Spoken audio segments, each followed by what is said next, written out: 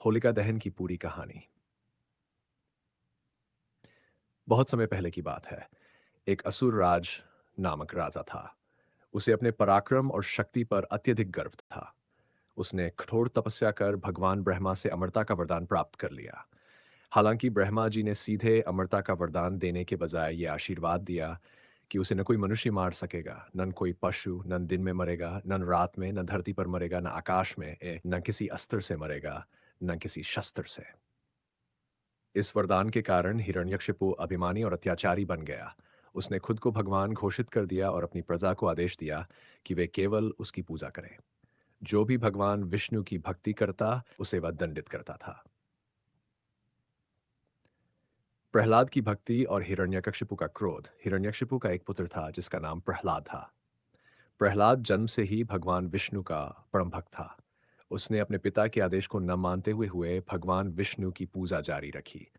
ये देखकर हिरण्यकशिपु क्रोधित हो गया और उसने अपने पुत्र को विष्णु भक्ति छोड़ने के लिए अनेक प्रयास किए, लेकिन प्रहलाद अडिग रहा।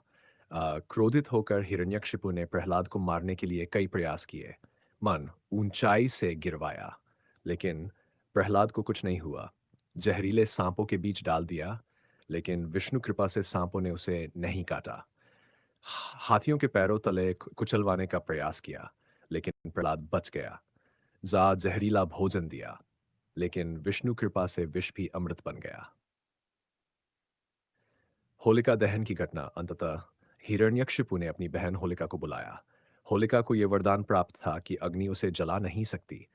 हिरण्यकशिपु ने योजना बनाई कि होलिका प्रहलाद को अपनी गोद में बैठेगी, जिससे प्रहलाद जलकर भस्म हो जाएगा, लेकिन होलिका सुरक्षित रहेगी। आदेशानुसार होलिका प्रहलाद को लेकर अग्नि में बैठ गई, लेकिन भगवान विष्णु की कृपा से तेज हवा चली और होलिका का वरदान निष्फल हो गया। वह स्वयं आग में जलकर भस्म हो गई, जबकि प्रहलाद सुरक्षित बाहर आ गया।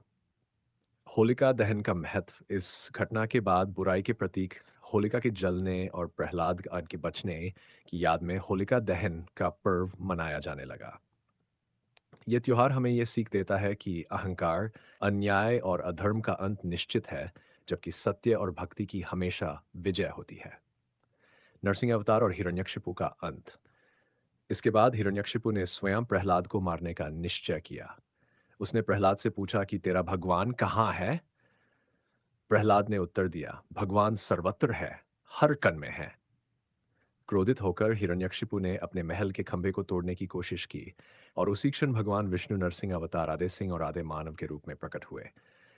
भगवान नरसिंह ने हिरण्यकशिपु को संध्या समय, जब दिन था न रात, राजमहल के द्वार पर, न जमीन पर, न आकाश में, अपनी गोद में रखकर न धरती पर न आकाश में अपने नाखूनों से, न अस्त्र से, न शस्त्र से मार डाला। इस प्रकार भगवान विष्णु ने अपने भक्त प्रहलाद की रक्षा की और अधर्मी राजा का अंत कर दिया। निष्कर्ष। होलिका दहन हमें यह सिखाता है कि अहंकार और अधर्म की हमेशा हार होती है और सच्ची भक्ति तथा अच्छाई की जीत होती है। तभी से हर वर्ष फाल्गुन पूर्णिमा की रात को होलिका दहन किया जाता है और अगले दिन रंगों की होली मनाई जाती है। जो भक्त प्रहलाद